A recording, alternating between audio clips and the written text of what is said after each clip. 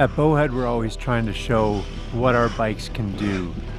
So we were thinking, what better way to do that than to try and get to the biggest mountain bike race on the planet, the Leadville 100. Once we decided that's where we were going, the next questions arose. How are we going to do it? How are we going to train for it? How are we going to plan for it? How are we going to change batteries? What's our strategy for getting up the hills? Do we have enough traction?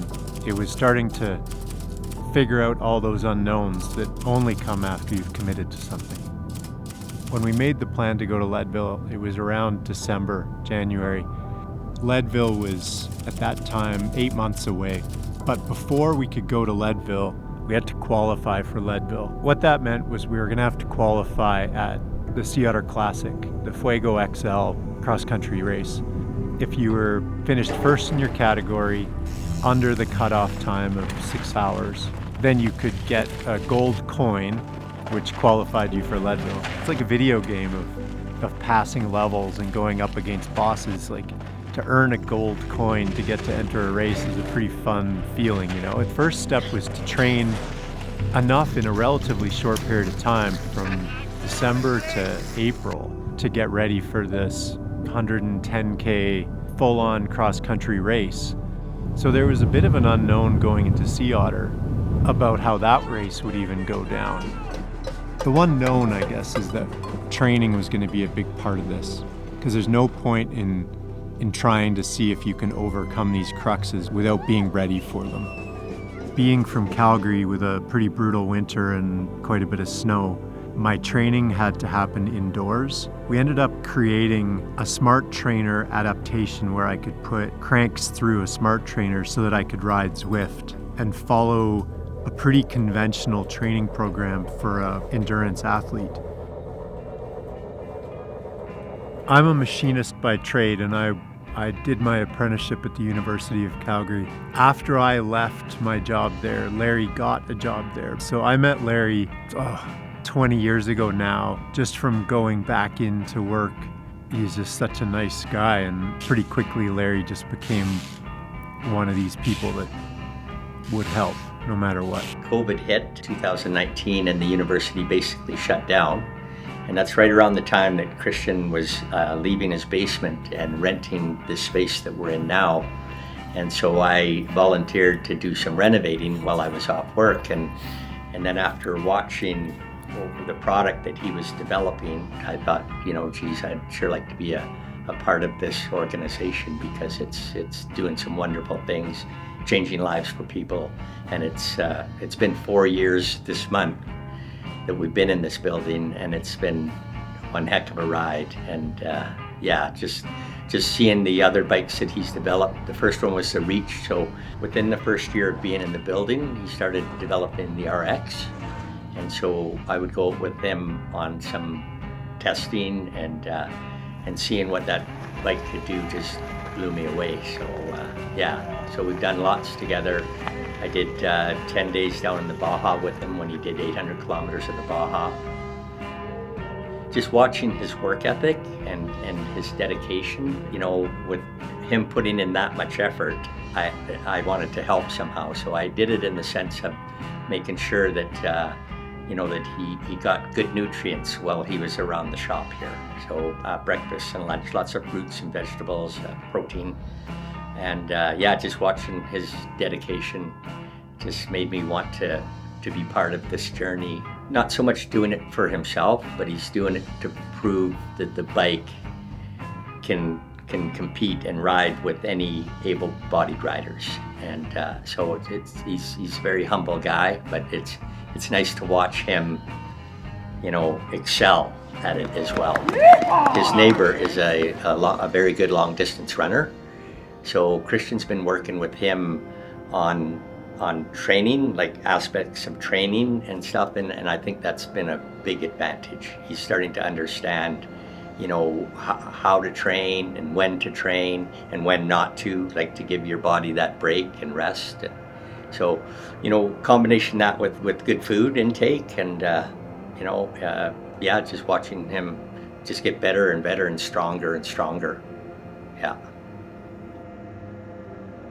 I earned my training through lending Scott power tools to renovate his house. And it was a pretty good trade as far as I'm concerned. Part of a program like that was just the consistency and the time and the effort. You can't cheat it. Not only that you can't cheat it, but you can't cheat yourself. That the numbers are on the screen. You're just sitting there watching them. I think he pretty much trains every day. We've got a trainer on the wall here that he, some days we'll put a couple hours in that, and I'll go up and just see him and his eyes are shut and he's just grinding it out. So I don't bother him because he gets in such a zone. You hear from people just like the rule of 30% of your training days are going to be great, 30% are going to be normal, and 30% are going to be crappy. And you just have to trust on the crappy ones that you've got a good one coming up. You think that it's like math, that you wake up at 4:30, you do your job on the trainer, you go to bed, you get up and you'll be a little better the next day and a little better the next day, and this will all just work like it's supposed to, but your body doesn't work that way.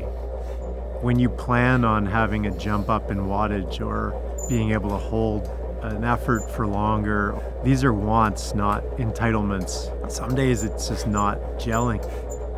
I'm happy for him and seeing how hard he works and the training he puts in, but I'm very happy to see what this bike can do. Every year our whole company heads down to Sea Otter. We have a giant Bowhead tent. We have 20 to 30 athletes who show up racing things from downhill to dual slalom to cross country to gravel, you name it, and we're racing it. Red lane for Cole. I started at the very back. I think I was with the 60 to 70-year-olds, which frankly felt pretty good.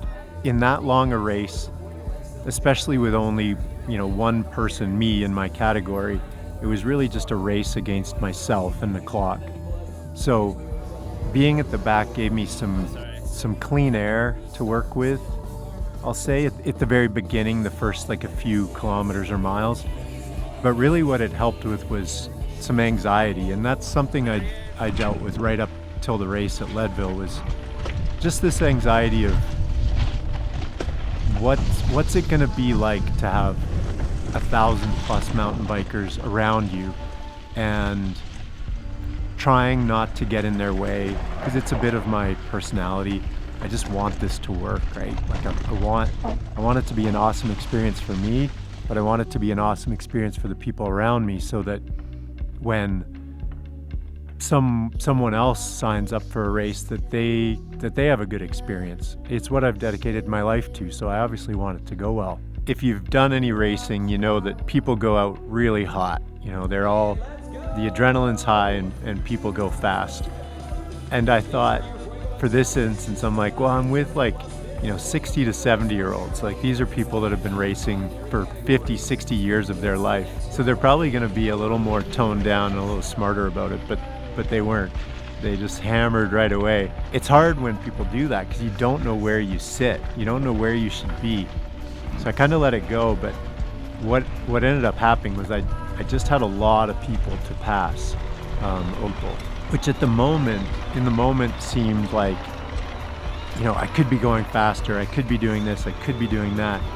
But at the end of the race, it was actually probably the best experience I could have had, because I passed, I think it was probably closer to 300 or 400 people without anyone being upset, without any danger, without any problem. And it meant that I had the most experience with interacting with other people on the trail, compared to if I started right in the pocket where I should have been and only had 10 people forward, 10 people back type thing. I listened to what Scott had told me about my wattage and burning matches, and let people go, because it's still 100 kilometers, 60-mile race, and just race your race. And in the last quarter of it, let it all hang out, but hold off until then. And I did, and it worked. It worked really well. We had everything planned. There was still a bit of screwing around, changing batteries, which identified that as something we needed to work on.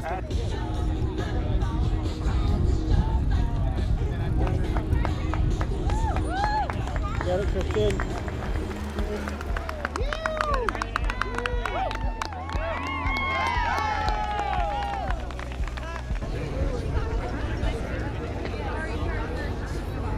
Christian Bagg! Put your hands together for him.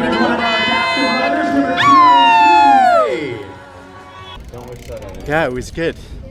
And I think it was 5:30, 5:33. So I think if they hold true, then we go to Leadville. It gave a good representation of what it was going to be like to be on a trail with that many people. And Sea Otter's a lot tighter and a lot windier and a lot more up and down than Leadville is. So that race definitely gave me a calmness that now I could move on from that anxiety or that unknown about Leadville. I could put that in the back of my mind and go back to the,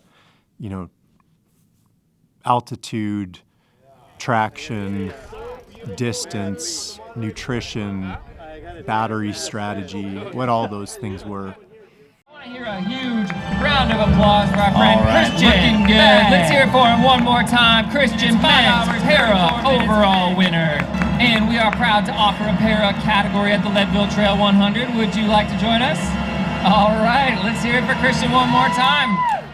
Sweet.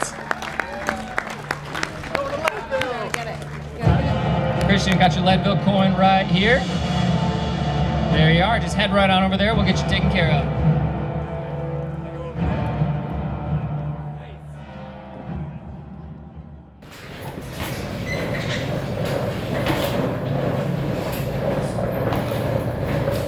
There was a lot of thought put into bike preparation for Leadville. I'd heard about these two giant climbs, Powerline and Columbine. I'd heard about the percentage of grade, so like how steep they were. I was pretty concerned about something that wasn't on YouTube that was going to be too steep for me to ride or for the bike to ride. Bike prep really took a turn towards traction. A lot of traction has to do with getting your weight onto the back wheel.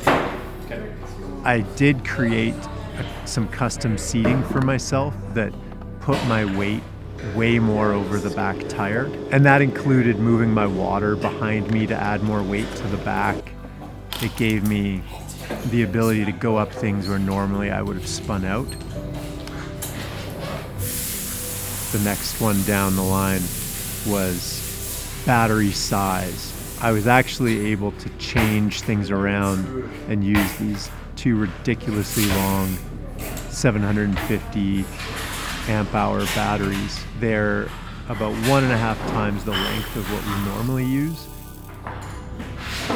Mentally, it's important to have your bike dialed too because it's something you do have control over. You're always hopeful that you're going to be in peak performance and condition that day, but the one thing that you have control over is how well your bike is set up. I did enter this race feeling great about the bike I was on. And there's something about just caring for a bike that makes it work better. I don't know if they know that you're doing it, but there's something about it. Because if you treat it with love, I feel like it'll love you back. Stay. Give it a try.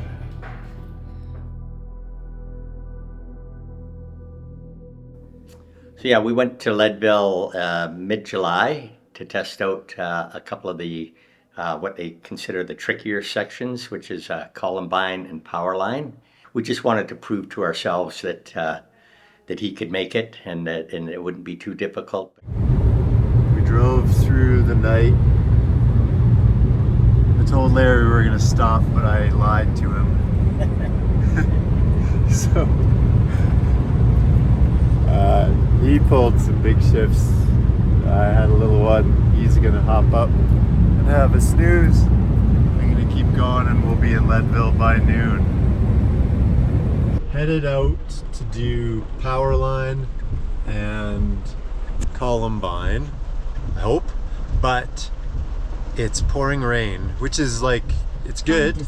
It's good to see what it's like in a bad situation, but it's bad if you just can't do it because it's too greasy. I mean, but then I guess that tells you something about that day too. So I've been in Leadville for all of 3 hours and I haven't been on my bike yet. So I think that's the name of the game, is just get on the bike and see what happens.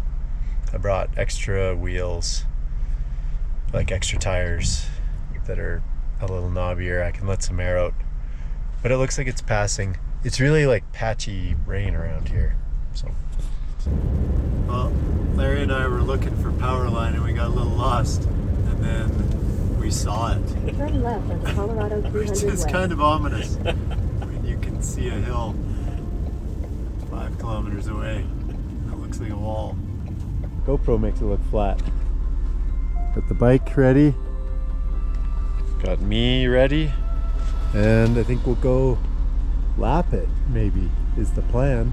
It does look like it punches up at the top quite a bit. I'm feeling really good. I did power line twice, and like it totally goes on the RX, like no traction issues whatsoever. Right, it's a hard climb, but that's not the concern, it's more traction. So we did that, we found that out. Now I'm just gonna go for a bit of a chew and turn around and maybe have a bigger day tomorrow, because I got like 2 hours of sleep in a van while I was driving. So we came around a corner and I think we figured out which one is Columbine. We could still be wrong, but it looks like the only one you can climb. I think it's that. We've cleared the trees. Now it's just the rest of this mountain. He's going like a madman. It's beautiful up here. Incredible. It's gotten a bit steeper, but he is having no real problems.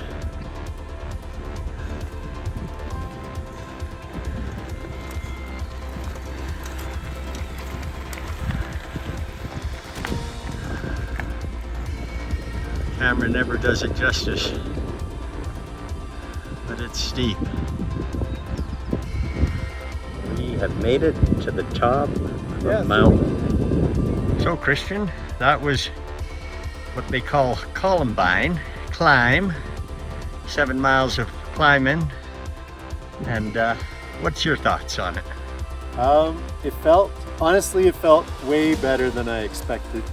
I think like they tell you, tell people the worst and then it might not be so bad. Maybe that's what they're doing, but it's not terrible. Granted, like I hadn't done 70K before that, but I do know my body, and I'm gonna go do a bunch more and go do power line back up. But honestly, the bike can handle it just fine. Like there wasn't a single 2 feet that would cause trouble. It was awesome. I would do it. I could do it again. Looking around up here, there's trails over there. Circle around and check that guy out way up there. Because my intuition is to just riding around up here. It's insane. It's a big old hike. It's beautiful. There's so much terrain and trail up here to check out. I think I'm really hoping this goes according to plan, and that next year there's 5 or 6 people, guys and girls, that qualify and come do it, because this is such a great race for the RX. Such a great race. Yeah. That's awesome, buddy. And so it's a grind, but to watch him do it twice, he did it and got to the bottom and turned around and did it again. And it's literally the top of a mountain. I was fortunate enough, I had my electric fat bike, so I went with him, but I couldn't keep up to him. I couldn't keep up to him going up, and I couldn't keep up to him coming down. But just to be up there with him was pretty special. Just to know that, we've came here, we've seen these hard sections, and we can do this, or he can do this. Yeah.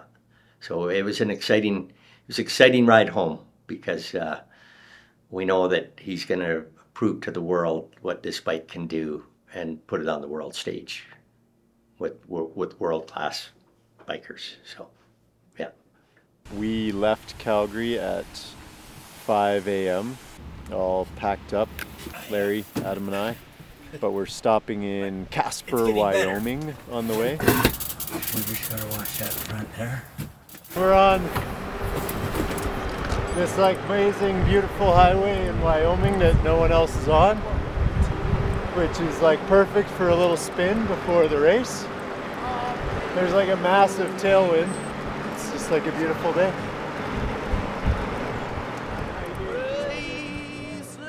We've all put a lot of time into this from January, getting up at 5 a.m. twice a week, riding every day, 3 times a day, lots of days. Sea Otter race, Cranbrook, Fernie, like really building up to this, which was the whole point.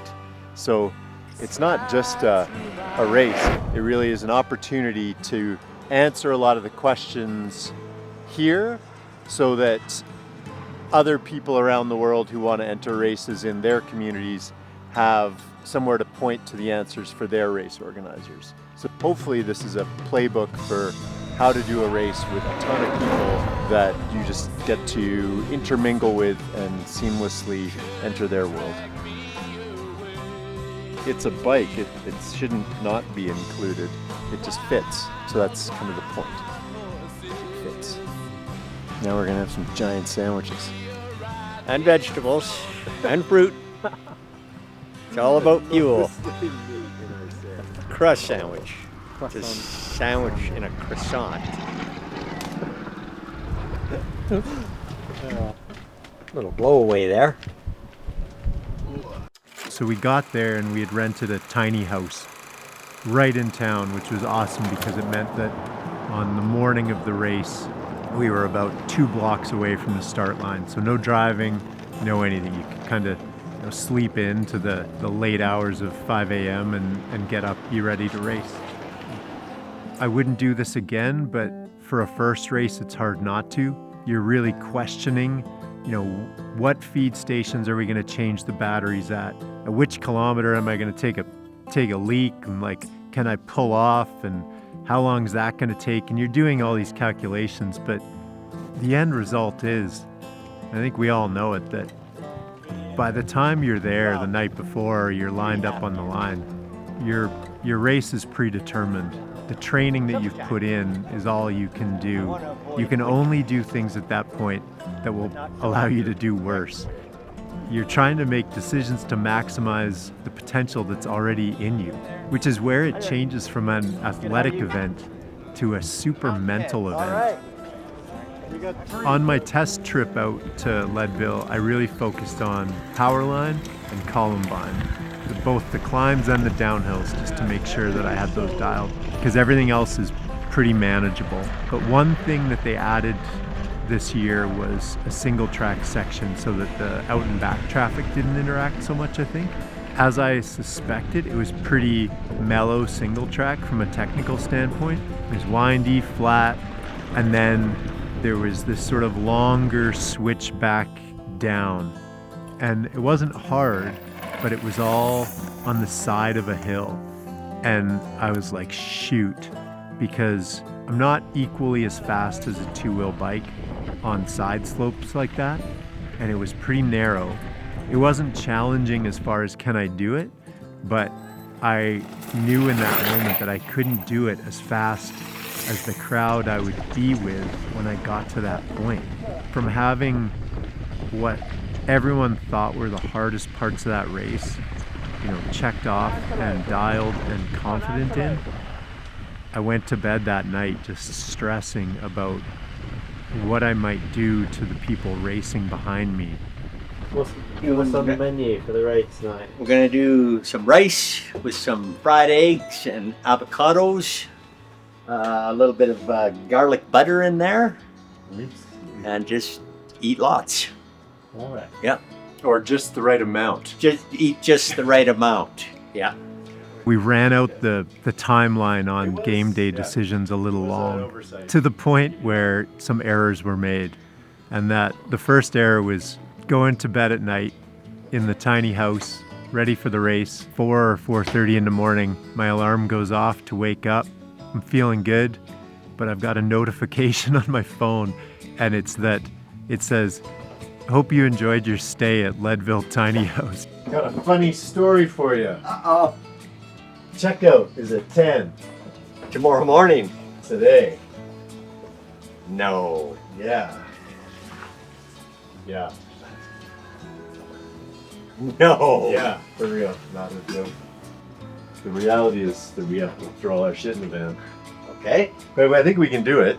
Well, I think we have to do is it. it? Yeah, totally. So the very first thing on race day we all had to do, and everybody had jobs. Adam was like getting camera gear ready, Larry's getting batteries and water and all this stuff, gels ready, and we all had to pack everything and check out of the tiny house before anything happened. Gets the blood flowing, eh? Yeah. You betcha. Hey, it is what it is, man. Adversity. Really a testament to the team we had going.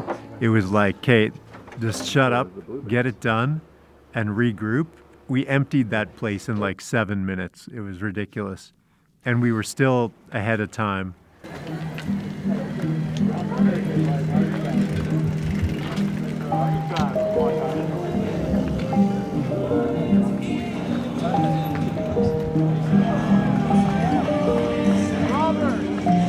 Welcome, Mr. Keegan Swenson.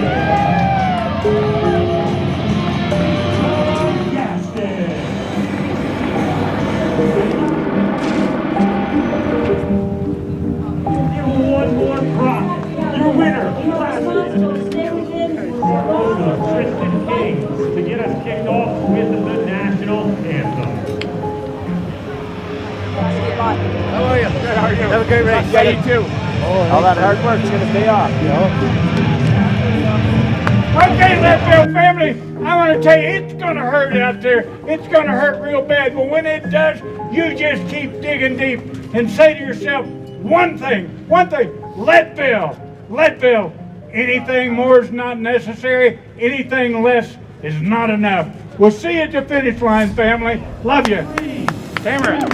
1.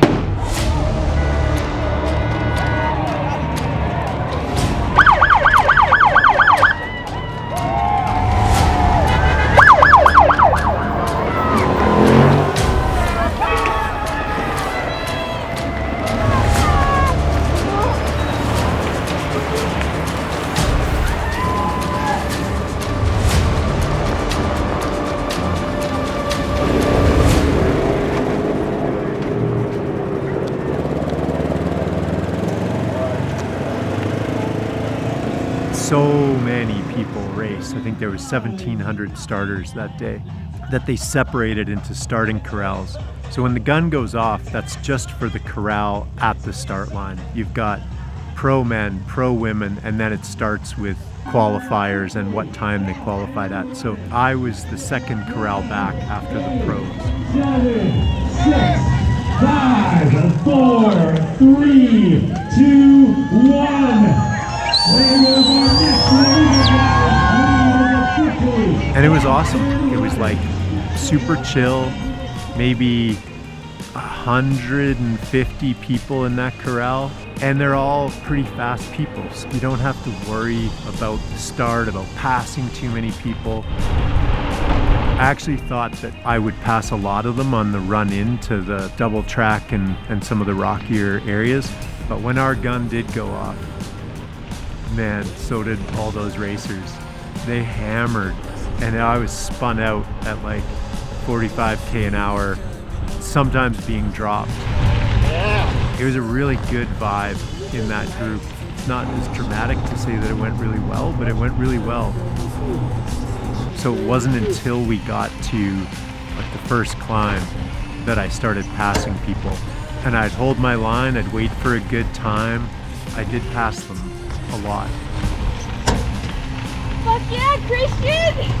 Get it! And I worked my way up through. And by then, actually, the slower people in the group ahead had dropped back, and the fast people in my group had caught up. So there wasn't really you know, whatever gap we started with had just blended.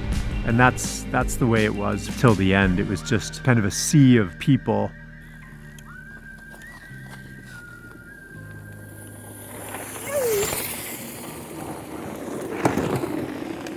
No.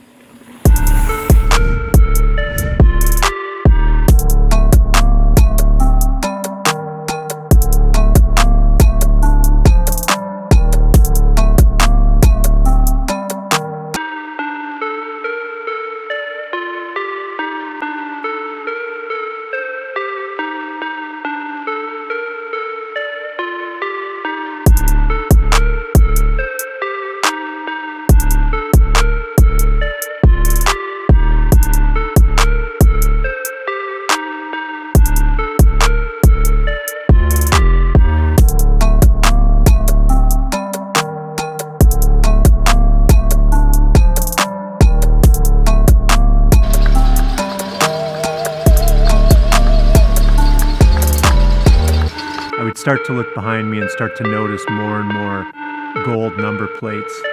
And then I saw my first woman, which means that I was up to the women pros and working through there.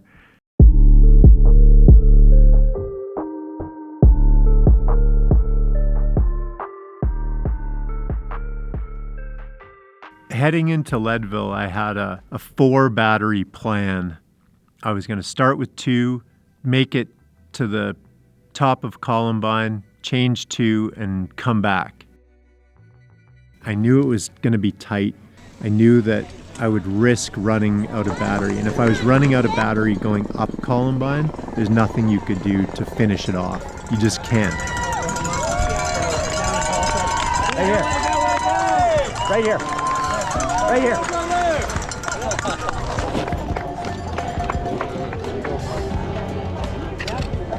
Oh, no way. Awesome.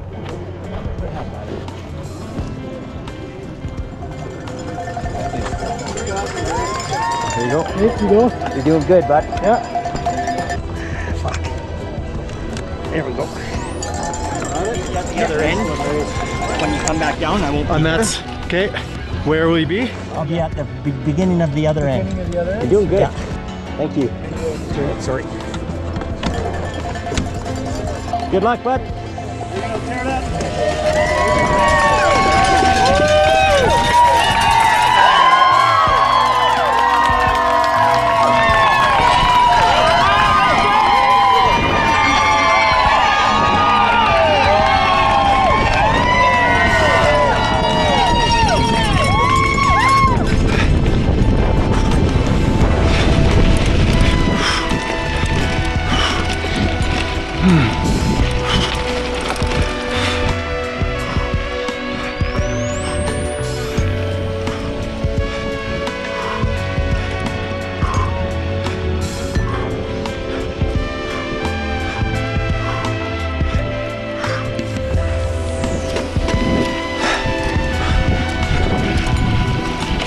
Here we go. This is it. A little crust sandwich at the bottom waiting for it. Climbing Columbine was just amazing. Being in the midst of that high level of race and getting to witness it from the inside was so cool. It's hard to describe what awesome athletes they were. Your left. The last minute decision was to add 2 more batteries. Yeah, man, you too. Use 2 at the start of the race, get rid of those 2, and I did. I had 30% left in those batteries. Grab 2 new ones, go up Columbine and back down, change 1 of those 2, go 40K more to Pipeline Aid Station, change to another fresh, and finish off. It was when I came down Columbine and changed to that 1 new battery, new being we had received it the day before the race, charged it, but didn't configure it. Let's go! Yeah, man. So anyways, come down Columbine, change for one of those brand new unconfigured batteries. And my bike's acting weird. It doesn't want to go back on, but then it does. And I'm like, yeah, I gotta go. Like, you don't have time to really diagnose a situation. So I went, but my battery percentage on my screen didn't go back up. It was still at this low number, and I was like, that's weird. But I'm hammering, and I'm like, whatever. When I get to Pipeline and I switch for the other brand new one, everything will be fine. I get to Pipeline, swap for that final brand new battery to take me to the end, and it says 0%. And in that moment, I realize that these batteries are not configured. Like, they may as well be cartons of milk. Like, it doesn't matter what they're made out of. Like, they're useless to me. Still 50K left on this race, and I've got 15% battery. So I pull up my phone and I actually call Larry. Being as awesome as he is, he comes, I grab the battery that has the most juice in it, pop it on the other side, and I go again. Now I've got like 30% battery. I'm now also doing kilometer by kilometer calculations based on battery percentage on my screen, based on elevation that I've got left to go, and trying to figure out what mode I need to be in to get to the finish. I was on track to do like a 6-hour, 20-minute time, which would have put me ahead of Lance Armstrong's record, which I really wanted to do because honestly, I thought it'd be hilarious because I know that people question your placement when you've got a motor, even if you're using your arms on a 100-pound bike. The hilarity of beating someone that was as juiced as you can be, I thought it'd be like, well, that's the one guy that it's apples to apples, you know? Anytime it's flat or slightly downhill, I've got it completely off and I'm doing like 10 kilometers an hour.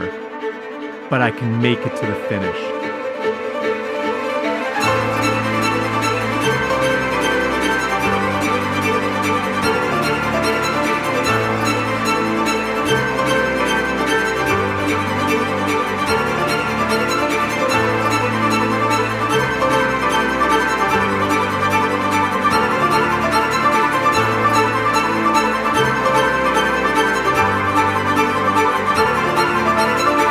There's a monster climb that I think everyone forgets about.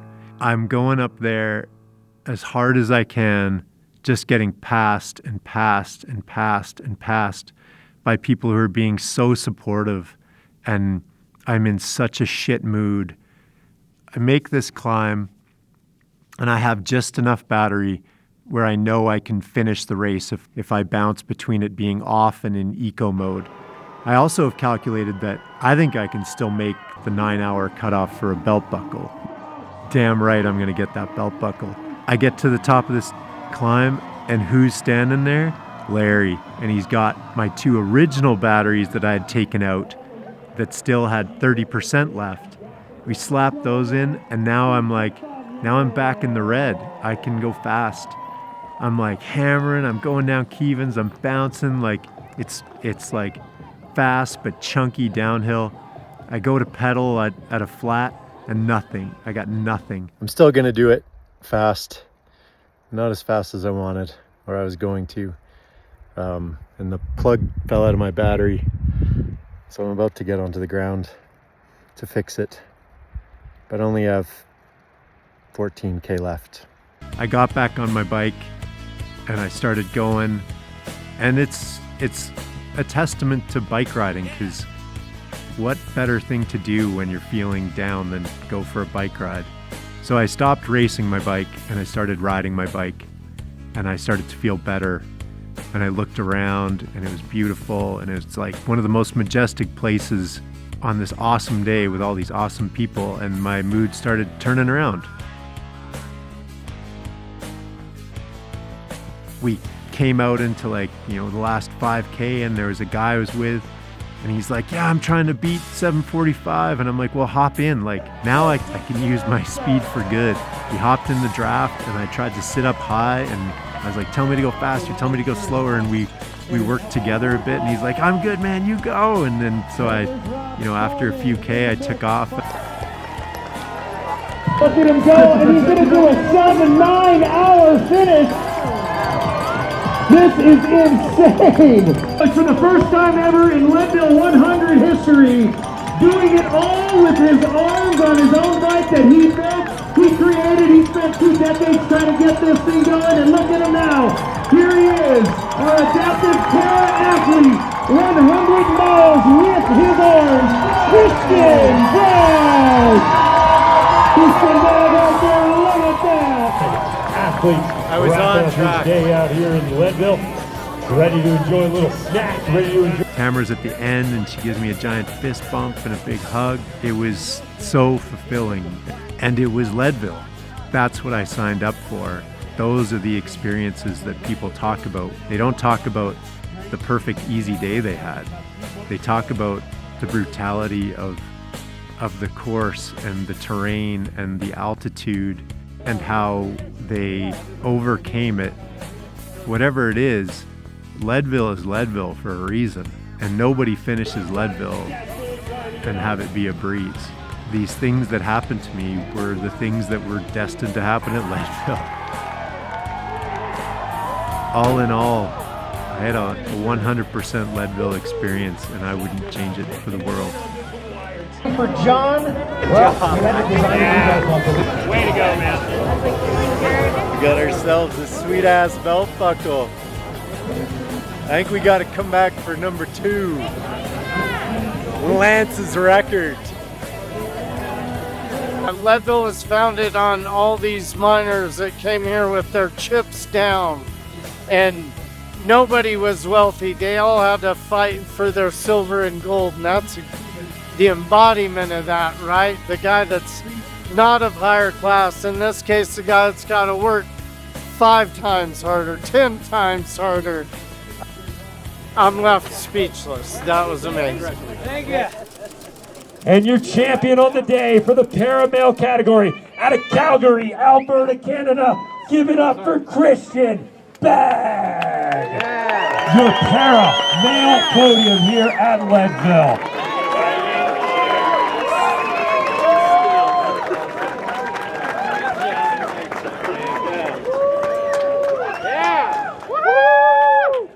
Gory, the bike's built for 2. I just wanted to In second place out of Orem, Utah. Welcome, Team So Luke. loved having you part of it. I'm so happy you created this, and what you're doing is inspirational for this community. And you inspired all of us. Thank you. I would like to get On up there on the podium.